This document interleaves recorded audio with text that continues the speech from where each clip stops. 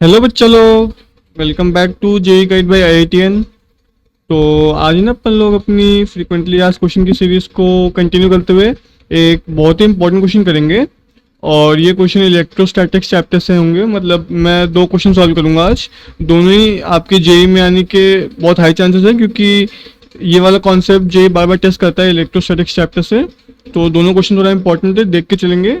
और मैं आपको इनके नोट्स अपने टेलीग्राम चैनल में प्रोवाइड कर दूंगा, तो आप वहाँ से ले सकते हैं। ठीक है, तो चालू करते हैं।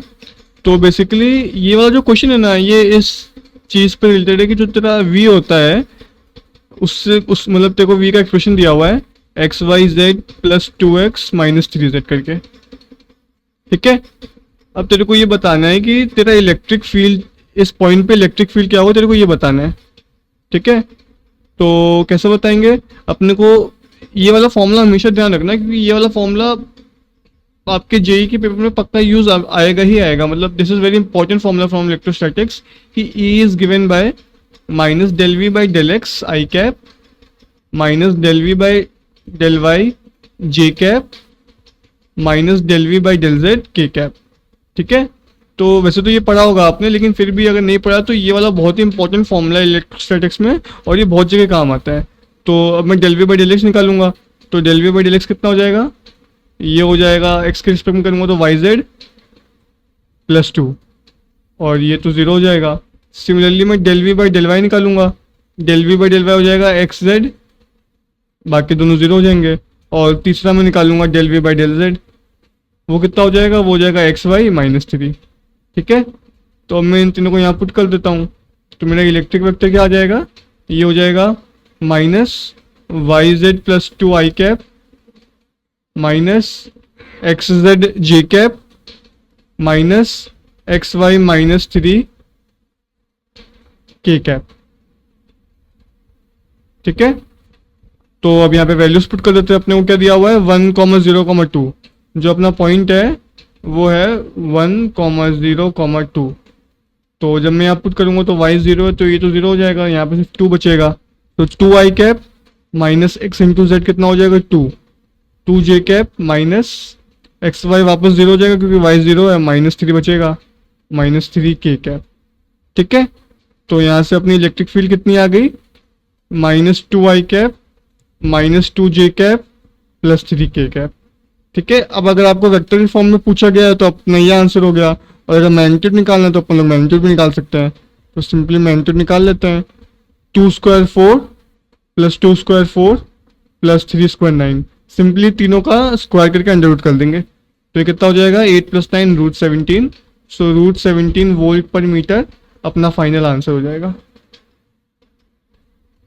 ठीक है, तो kind of important question JEE के पर्सपेक्टिव से बहुत ज़्यादा इंपॉर्टेंट है, क्योंकि जेई में ये वाला फॉर्मूला बहुत बार यूज़ होता है।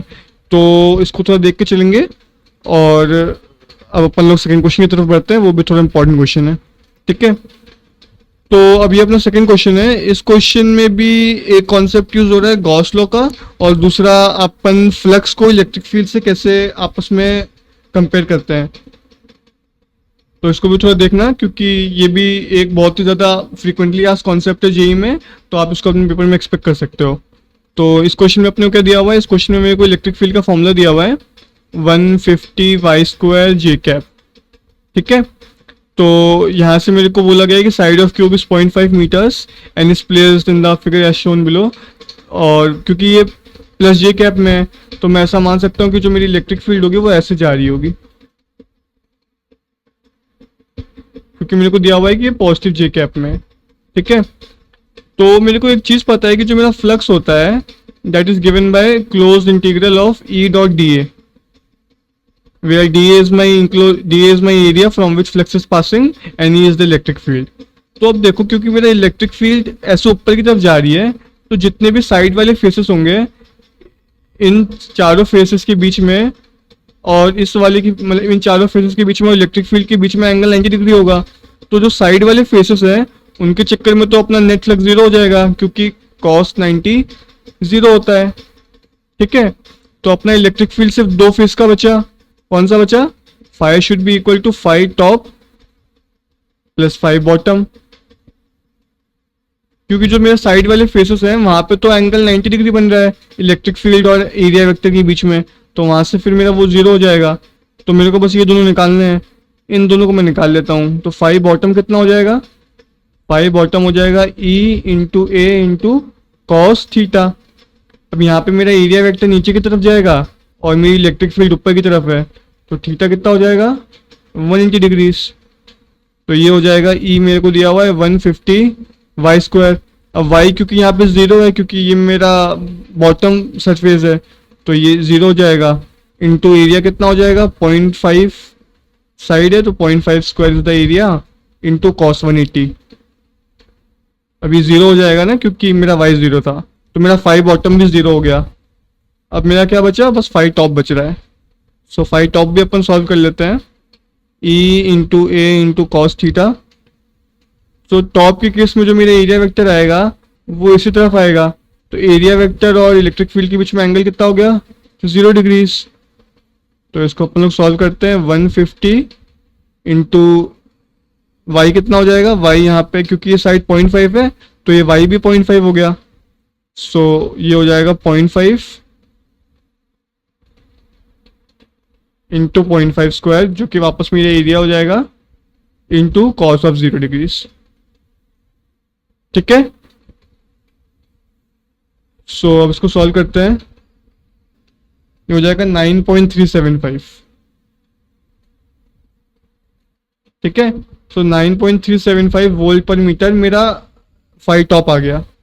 तो मेरा नेट फ्लक्स कितना हो गया, मेरा नेट फ्लक्स हो गया 9.375 वोल्ट पर मीटर, क्योंकि बाकी सारे जितने भी सरफेस है वहां से मेरा नेट फ्लक्स जीरो हो रहा है, तो ये मेरा नेट फ्लक्स है।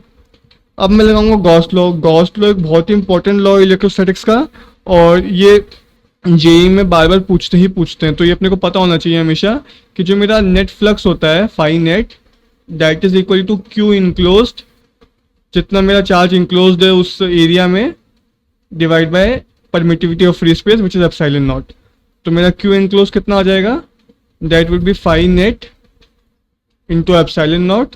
सो मेरा फाइनल आंसर हो जाएगा 9.375 एप्सिलॉन नॉट।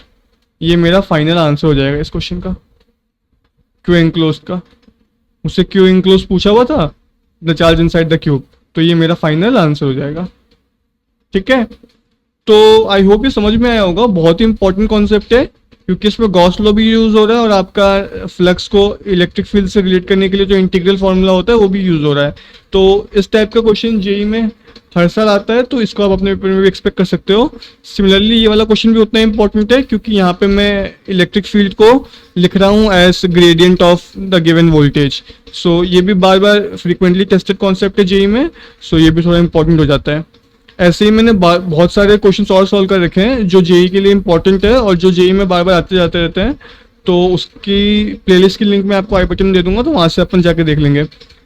और दूसरी बात, अपन अपने जेई 2026 अटेम्प्ट से पहले जो कि जनवरी में है, मैं ऐसे ही इंपॉर्टेंट क्वेश्चन सॉल्व करता रहूँगा जो कि आपके जेई में आने के चांसेस बहुत ज़्यादा हैं, जो क्वेश्चन फ्रीक्वेंटली रिपीट होते रहते हैं।